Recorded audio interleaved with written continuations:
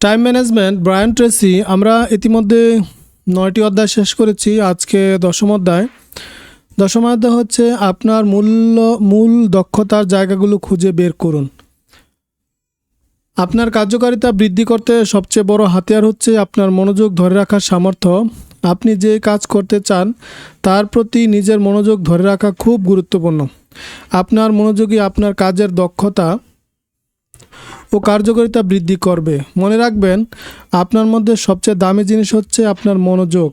যখনই আপনি ফেসবুকে নিউজ ফিড দেখবেন, তখনই আপনি বুঝবেন আপনি পণ্যের পরিণত হয়েছেন আর আপনার মনোযোগ বিক্রয় হয়ে গেছে। কারণ ফেসবুক বিজ্ঞাপন হিসাবে যা দেখায় তা থেকেই তো তার আয় হয়, আর এই দেখার সাথে সাথে আপনার মনোযোগও কিন্তু সেই দিকেই চলে যায়।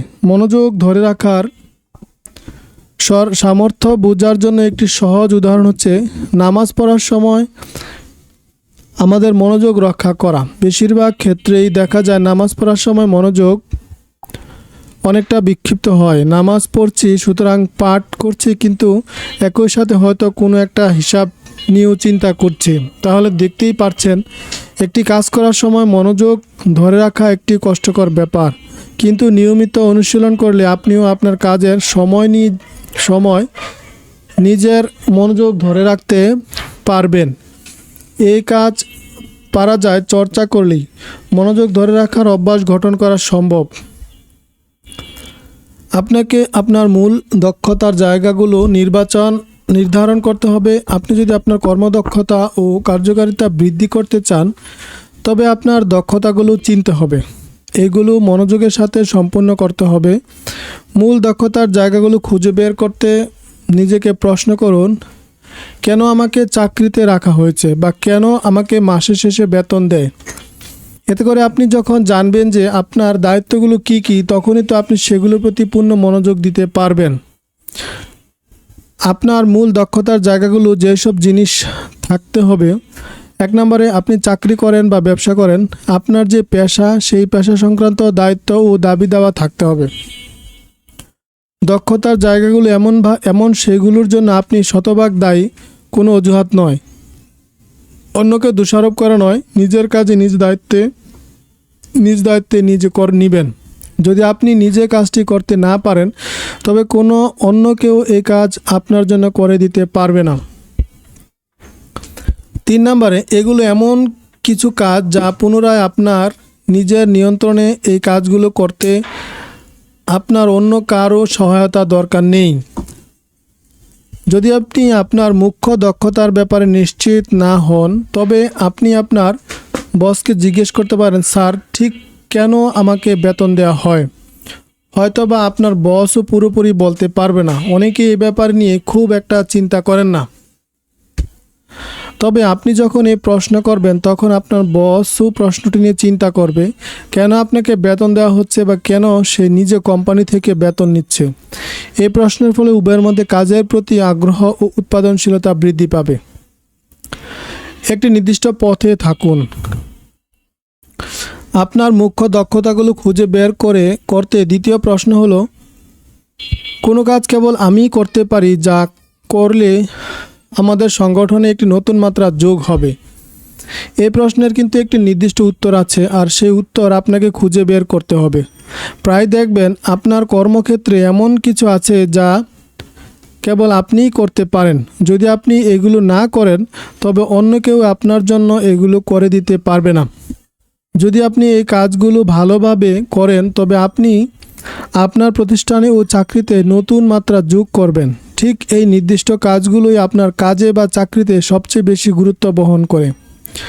আপনি যদি আপনার কর্মদক্ষতার শিখরে পৌঁছাতে চান, তবে আপনাকে অবশ্যই সেই কাজগুলো সম্বন্ধে খুব স্পষ্ট ও পরিষ্কার থাকতে হবে। আপনাকে সেই কাজগুলোকে অন্য সকল কাজের চেয়ে বেশি মূল্য দিতে হবে। ঠিক এই কাজগুলোই আপনাকে অন্যদের থেকে অনন্য করে তুলবে।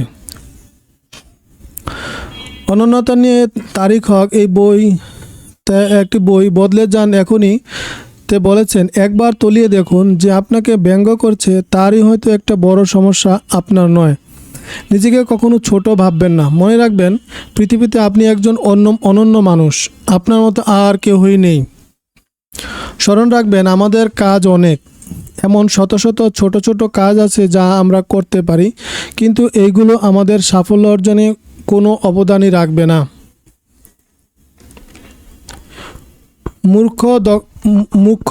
মুখ্য দক্ষতাগুলোকে জোর করেই আমাদের কার্যকারিতা, ক্ষমতা, আগ্রহ ও শক্তি বৃদ্ধি করে এবং আমাদের সাফল্যের সূচকসমূহকে প্রভাবিত করে।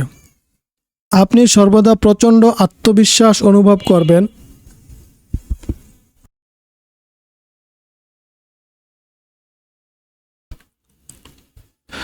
আপনার এই ব্যক্তিগত শক্তি আপনাকে আপনার প্রতিষ্ঠানের অন্য সবার থেকে আলাদা করে তুলবে এবং আপনাকে এগিয়ে যেতে সহায়তা করবে। বর্তমানে আমরা একটি বিক্ষিপ্ত পরিবেশের মধ্যে বাস করছি। করার মতো অনেক আছে, আর যে কোনো সময় যে কোনো জায়গা খুব সহজেই আপনার মন আপনার নির্দিষ্ট কাজ বাদে অন্য যে কোনো কাজে সরে যেতে পারে। এমন অনেক কিছু আপনার সামনে আসবে যা আপনার মনোযোগ নষ্ট করে দিবে। একেই বলে চিত্ত বিক্ষেপ। মানে আপনার চিত্ত বা মন একটি নির্দিষ্ট জায়গা থেকে বিক্ষিপ্ত হওয়া বা অন্যত্র সরে পড়া। এই জন্য এই যুগকে বলা হয় চিত্ত বিক্ষেপের যুগ। এভাবেই যদি চিত্ত বিক্ষেপ ঘটে, তাহলে আপনার মধ্যে আত্মবিশ্বাসের অভাব ঘটবে। আপনি হতাশ, চাপ ও নিরাশায় ভুগবেন। এমন কিছু করতে গিয়ে আপনি বুঝবেন যে এই কাজ করে আসলে আমার প্রধান লক্ষ্যগুলোর প্রতি কোনো কাজই হচ্ছে না। আপনার আক্ষেপ আরও বৃদ্ধি পাবে। এই জন্য দেখবেন, যারা অতিমাত্রায় স্মার্টফোন চালায় তারা কোনো কাজেই দক্ষ নয়। সারাক্ষণ কেবল এক অ্যাপস থেকে আরেক অ্যাপস ঘুরে বেড়ায়। কোনো একটি কাজ দিলে তা সম্পন্ন করতে পারছে না। এতে করে তাদের নিজেদের মধ্যে অনেক হতাশা ও আত্মবিশ্বাসী অভাব দেখা যাচ্ছে। আমার বিরুদ্ধে আমার বন্ধুদের একটি অভিযোগ আছে যে আমাকে ফেসবুক বার্তা দিলেই বা মেইল পাঠালে আমি একদিন পরে উত্তর দেই। একথা সত্য, কারণ আমি দিনের একটি নির্দিষ্ট সময় কেবল আমার ফেসবুক বা ইমেল চেক করি। এতে করে আমি আমার অন্যান্য সময় নিরবিচ্ছিন্নভাবে কাজে লাগাতে পারি এবং আমার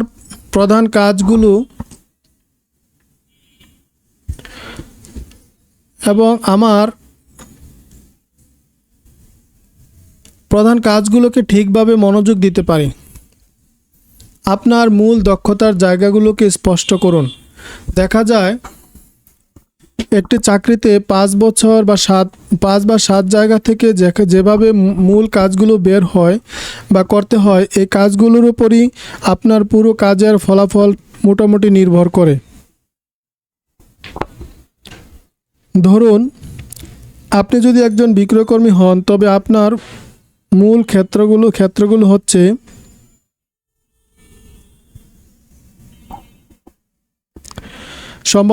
সম্ভাবনাময় ক্ষেত্র, নতুন গ্রাহক খোঁজার জন্য লোকজনের সাথে আলাপ করা, বিশ্বাস নির্মাণ করা ও ঘনিষ্ঠ ও সৌহার্দ্যপূর্ণ সম্পর্ক তৈরি করা, গ্রাহকদের ঠিক চাহিদা খুঁজে বের করা।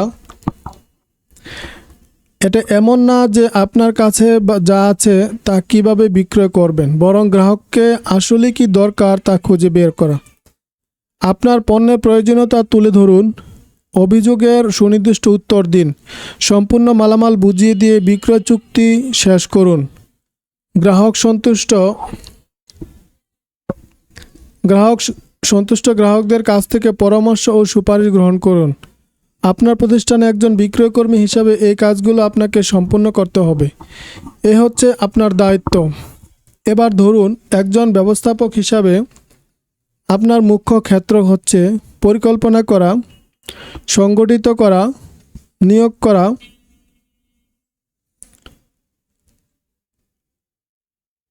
পরিকল্পনা করা কি? একদম ঠিক কী কাজ করতে হবে তা পরিপূর্ণ গুছিয়ে রাখা। 2 নম্বর হচ্ছে সংগঠিত করা, লোকজন, অর্থ ও প্রয়োজনীয় সামগ্রী জোগাড় করা। 3 নম্বর হচ্ছে নিয়োগ করা, লক্ষ্য অর্জন করতে পারে এমন যোগ্য ও দক্ষ লোক খুঁজে বের করা।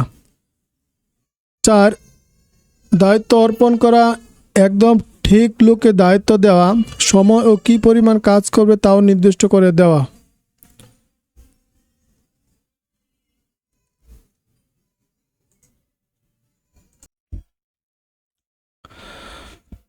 তত্ত্বাবধান করা কাজটি ঠিক সময়সূচি মতোই হচ্ছে এবং প্রয়োজনীয় গুণমান বজায় ছিল তা নিশ্চিত করা।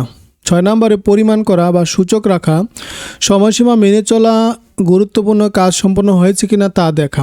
7 নম্বরে প্রতিবেদন দেওয়া, আপনি কি করছেন এবং কি করতে যাবেন এই ব্যাপারে আপনার উপর ও অধস্তন কর্মীদের অবগত করা। ব্যবসায়িক ব্যবস্থাপক বা জীবন ব্যবস্থাপক প্রায় 90% ব্যর্থতা ঘটে এই মুখ্য কাজগুলো করতে না পারার কারণে। এটা অনেকটা রান্না করার মতো, তরকারি রান্না করলেন কিন্তু লবণ, মরিচ ও পেঁয়াজ দিলেন না, তখন এটা কি হবে? যেমন চাচ্ছিলেন তা তো আর হবে না।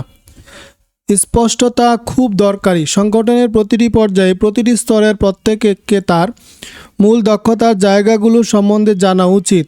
প্রত্যেক কর্মচারী যখনই প্রতিবেদন জমা দিবে তখন নিশ্চিত করবে যে তিনি তার সংগঠনের প্রতি যে অবদান রাখছেন তার সম্পর্কে নিশ্চিত ও সন্তুষ্ট। এটা খুব গুরুত্বপূর্ণ। আপনি যদি আপনার সংগঠনে ভালোবাসেন ও এর সাফল্য কামনা করেন তবে এর সাথে যুক্ত লোকজনের প্রতি ও সহানুভূতিশীল হন। সবচেয়ে ভালো হয় যদি আপনি একদম স্পষ্ট ও পরিষ্কারভাবে তাদেরকে তাদের দায়িত্বগুলো বুঝিয়ে বলেন। যদিও এটা প্রায়ই বলা হয়েছে, কিন্তু ব্যাপারটা হচ্ছে আপনি কেবল আপনার মতো করে বললে হবে না, তাদেরকে তাদের মতো করে বুঝান। সময় মতো লক্ষ্য অর্জনে সহায়তা করুন। আপনি আপনার কোম্পানির যে পদে থাকুন না কেন তা কোনো ব্যাপার না, আপনাকে 2 জিনিসই অবশ্যই জানতে হবে। প্রথমত, আপনার বসের মূল দক্ষতা জায়গা কোনগুলো। আপনার সংগঠনের সাফল্যের জন্য আপনার বসকে এমন কি কাজ করতে হবে। আপনি যদি এই জিনিস না জানেন তবে তাকে সহায়তা করবেন কিভাবে। ব্যক্তিগত সাফল্য পেতে এই তথ্য জানা খুব গুরুত্বপূর্ণ। দ্বিতীয়ত, আপনাকে জানতে হবে আপনার মূল দক্ষতার জায়গাগুলো কোথায়। অধিকন্তু আপনার কাছে যতজন প্রতিবেদন জমা দিবে তাদেরও আপনার মতো নিজ নিজ দক্ষতার জায়গাগুলো সম্বন্ধে স্পষ্ট থাকা উচিত। আপনার অধস্তন লোকেরা যখন নিজ নিজ ক্ষেত্রে সম্পর্কে সুস্পষ্ট থাকবে তখন তারা সেই ক্ষেত্রগুলোর কাজ সুচারুভাবে সম্পন্ন করবে। আমাদের গ্রামে বলে, একজনকে সেই কাজটি দাও যে কাজে সেই দক্ষ, এতে করে তুমি তোমার কাঙ্ক্ষিত ফলাফল অর্জন করতে পারবে। অধ্যায় 11, অন্যের হাতে কাজ দিন। সময় ব্যবস্থাপনার সবচেয়ে বড় কৌশল হলো অন্যের হাতে কাজ দেওয়া। এতে করে আপনার দক্ষতা আরও বৃদ্ধি পাবে। যে সমস্ত কাজের মূল্যমান কম সেগুলো আপনি অন্য কাউকে দিয়ে করাতে পারেন। আধুনিক ব্যবস্থাপনার অন্যতম দিক হচ্ছে কম মূল্যমানের কাজ কম বেতনে করানো। ধরুন, একটি পোশাকের নকশা ও কাপড়ের গুণগত মান হচ্ছে গুরুত্বপূর্ণ। এছাড়া অন্য কাজগুলো হচ্ছে কম মূল্যমানের, যেমন মেশিনে সেলাই করা, ঠিকভাবে সেলাই হয়েছে কিনা দেখা, ঠিক সময়ে মালামাল পৌঁছে দেওয়া প্রভৃতি কাজগুলো অন্য কাউকে দিয়ে করিয়ে নিতে পারেন। অন্য কারো হাতে কাজ দেওয়া বা প্রতিনিধি দিয়ে কাজ করিয়ে নেওয়াও কিন্তু একটা গুণ। এটা নিয়মিত চর্চা ও অনুশীলনের মাধ্যমে অর্জন করা যায়। আপনি যে কাজ করতে পারেন আর আপনার প্রতিনিধিও যদি তার সমান বা তার চাইতেও ভালো কাজ করতে পারে তবে তাকেই কাজ করতে দেওয়া উচিত। 70% নামক একটি তত্ত্ব আছে। এই তত্ত্ব বেশ কাজের। তত্ত্বটি হচ্ছে, একটি কাজের 70% যদি আপনার চেয়ে কেউ ভালোভাবে করতে পারে তবে কাজটি তাকে দিয়েই করিয়ে নেওয়া ভালো। নিজের মূল্য বৃদ্ধি। প্রতিনিধিত্ব আপনাকে জানায় যে আপনি ব্যক্তিগতভাবে কি করতে পারবেন বা কি পরিচালনা করতে পারবেন। অন্যের হাতে কাজ দিয়ে আপনি আপনার মেধাকে কাজে লাগাতে পারবেন। আপনার মূল যে 20% কাজ যা আপনি ছাড়া আর কেউ করতে পারবে না, সেই কাজ করতে আপনি বেশি সময় পাবেন। আপনার সামনে সবসময় কোনো না কোনো পথ খোলা থাকে। একটি কাজ হয় আপনি নিজে করবেন, না হয় অন্যকে দিয়ে করাবেন। বেশি কর্মদক্ষতা অর্জনের জন্য আপনাকে সর্বদাই পরের দিকটি নিয়ে চিন্তা করতে হবে। আমি ভিন্ন অন্যকে এই কাজ করতে পারে। প্রতিনিধি দিয়ে কাজ করানোর ব্যাপারে শেখা যায়। হ্যাঁ, প্রতিনিধি দিয়ে কাজ করানোর ব্যাপারে শেখা যায়। প্রতিটি কাজ ভাগ করে দেওয়ার আগে ওই ব্যক্তি সম্পর্কে চিন্তা করুন, ঠিক লোককে কাজ দিন, দেখবেন সে ঠিকই কাজটি সম্পূর্ণ করে এসেছে। সময়সীমা দিন, ডেডলাইন তৈরি করুন, কাজ কতটা ভালোভাবে করছে তা যাচাই বাছাই করুন এবং একটি অনুসূচি রাখুন যাতে পর্যালোচনা করে দেখা যায় সমস্যার সমাধান এবং সিদ্ধান্ত নেওয়ার কাজ কি প্রতিনিধি দিয়েই করানো যায়। অবশ্য এটা যদি তাদের দায়িত্ব ও কর্তব্যের মধ্যে পড়ে তাহলে তারা নিশ্চয়ই তা করবে। কোম্পানির তথ্য সংগ্রহ, গবেষণা ও উন্নয়ন করার কাজও প্রতিনিধি দিয়ে করানো যায়। এমন যে কোনো কাজ যা আপনার মতো আর কেউ করতে পারবে না তাকে দিয়ে কাজ করানো যায় এবং করানো উত্তম। প্রতিনিধি দিয়ে কাজ করানোর ব্যাপারে আপনি যত বেশি দক্ষ হবেন আপনার পেশাগত দক্ষতা বৃদ্ধি পাবে। কিন্তু এই ব্যাপার ছাড়া অন্যকে দিয়ে কাজ করানো কৌশল ছাড়া আপনি ব্যর্থ হবেন। আপনার হাতে অনেক কাজ চলে আসবে এবং অতি অল্প সময়ে কাজগুলো করার তাড়া থাকবে। আপনি এগুলো ঠিকভাবে করতে পারবেন না এবং আপনার কাজে শ্রেষ্ঠ হতে পারবেন না। ঠিক এই ব্যাপারে আপনার পেশাগত জীবনকে ব্যর্থ করবে। সবচেয়ে ভালো খবর হলো ব্যবসার সব ধরনের কৌশল ও দক্ষতা শেখা যায়। আপনি যদি নিয়মিত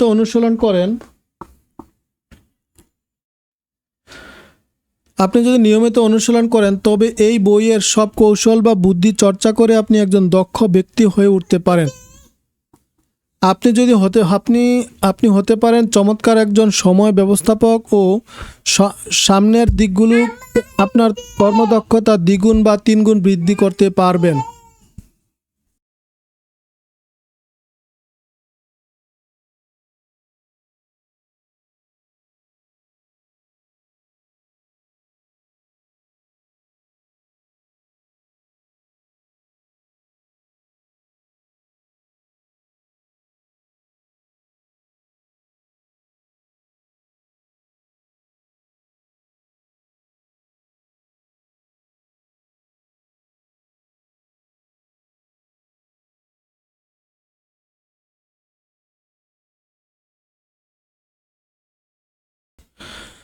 অধ্যায় 12, কায়মনোবাক্যে মনোযোগ দিন। কেবল এককভাবে এক বিষয় নিয়ে চিন্তা করুন। আপনার জীবনে একটি নির্দিষ্ট লক্ষ্য নিন। বাক্যে মনোযোগ দিন, তার মানে দেহ, মন ও কথায় কেবল সেই নির্দিষ্ট লক্ষ্যেই মনোযোগ দিন।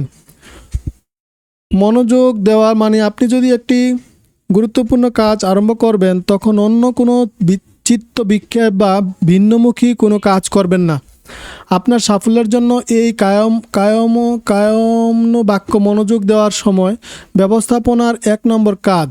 আপনার অন্য যা কিছুই দরকার, বুদ্ধিমত্তা, সক্ষমতা, সৃজনশীলতা সহ সব কিছু অর্জন করতে পারেন, কিন্তু যদি আপনি এক সময় কেবল এক কাজে মনোযোগ দিতে না পারেন তবে আপনি সফল হতে পারবেন না। আপনাকে প্রথম স্থানে রাখা কাজগুলো করতে হবে। এক সময় কেবল এই কাজ করতে হবে। গুরুত্বর দিক দিয়ে দ্বিতীয় স্থানে রাখা কাজগুলো কখনোই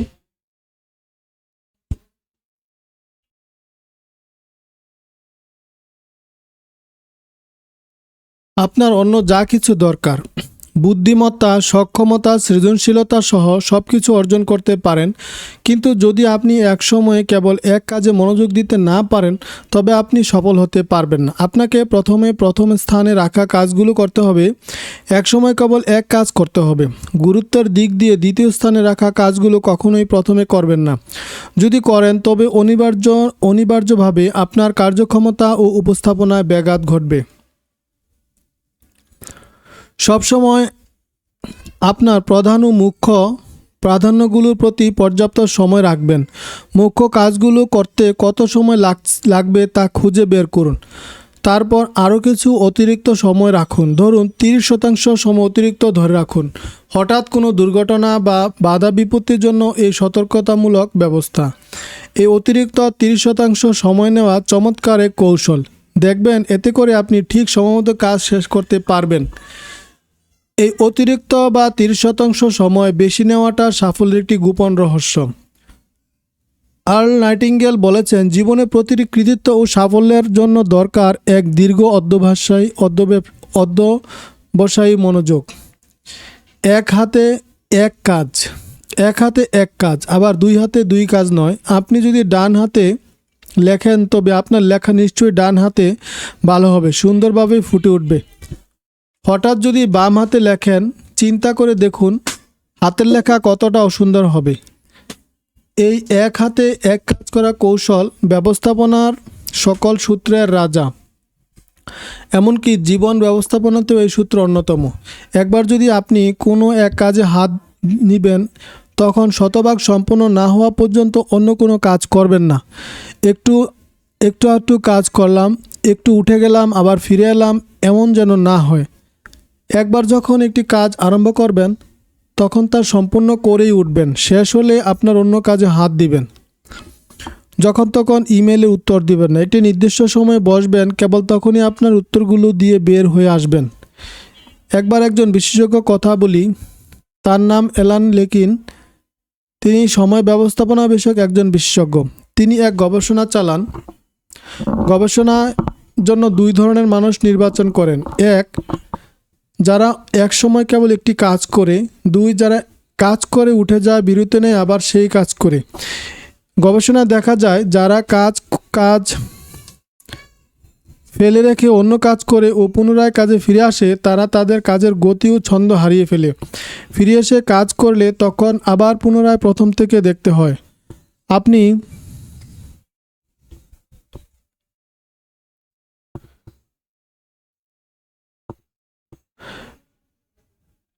কোথা থেকে বাদ দিচ্ছেন, কি ছেড়ে গেছি এবং এখন কি করব, এই চিন্তাগুলো পুনরায় করতে হয়। এতে দেখা যায় উক্ত কাজ করতে যে সময় লাগতো তার চেয়ে 500% বেশি সময় লাগে। তাই আপনি যদি একটি কাজ আরম্ভ করেন, তবে তা শতভাগ সম্পন্ন হওয়ার আগ পর্যন্ত লেগে থাকুন। সহজ কথা, এক হাতে কেবল এক কাজ করলে নির্দিষ্ট সময়ের আগেই দেখবেন কাজ হয়ে গেছে। এতে করে আপনার কাজের মানও বৃদ্ধি পাবে। একই সাথে বহু কাজ করা এড়িয়ে চলুন। বর্তমানে অনেকেই বহু কাজ একসাথে করার পক্ষপাতী, কিন্তু কিছু লোক বিশ্বাস করে যে তারা একই সাথে বহু কাজ করতে পারদর্শী। কিন্তু গবেষণায় দেখা যায় যে এই বহু কাজ করার মতবাদ ধূপে টেকে না। বিশেষজ্ঞরা মূলত খুঁজে পেয়েছেন যে একই সময়ে বহু কাজ করা মানে কাজ পরিবর্তন করা বা এড়িয়ে চলা। যদি আপনি একটি কাজ করতে গিয়ে তা বন্ধ করে নতুন আরেকটি কাজ করেন, তবে আপনার পূর্ণ মনোযোগ নতুন করে নয়া কাজে প্রয়োগ করতে হবে। আবার যদি আপনি আগের কাজে ফিরে আসবেন, তখন পুনরায় মনোযোগের পরিবর্তন। যেন বল ছাড়া ফুটবল মাঠে দৌড়ানো, একবার এদিক একবার ওদিক। ফুটবলে আর লাথি মারা হয় না, গোলও দেওয়া হয় না। এরকম ফলাফল শূন্য দৌড়াদৌড়ি আপনার মূল্যবান সময়, শ্রম, মেধা ও মনোযোগ নষ্ট করে, যা আপনি আপনার মুখ্য লক্ষ্য পূরণে কাজে লাগাতে পারতেন। বুদ্ধিহীন হয়ে ওঠা। ইউএসএ টুডে অনুযায়ী, আপনি যদি এক কাজ বাদ দিয়ে অন্য কাজে নামেন, তখন আপনার একটি নির্দিষ্ট পরিমাণ শক্তি ও মেধা খরচ হয়ে যায়। এরকমভাবে একটি ব্যস্ত দিন পার করার পর আপনি আইকিউ এর 10 নম্বর হ্রাস পায়। আপনি পূর্বের তুলনায় বুদ্ধিহীন হয়ে উঠবেন। এতে করে দিন শেষে আপনার বুদ্ধিতে ঘাটতি দেখা দিবে। যেমন রাতের খাবারের জন্য কিছু বাজার করবেন, ভুলে যাবেন, এবং টেলিভিশন দেখছেন, কি দেখছেন বা কেন দেখছেন ভুলে যাবেন। এই ধরনের ছোট ছোট কাজ অমীমাংসিত থেকে যাবে।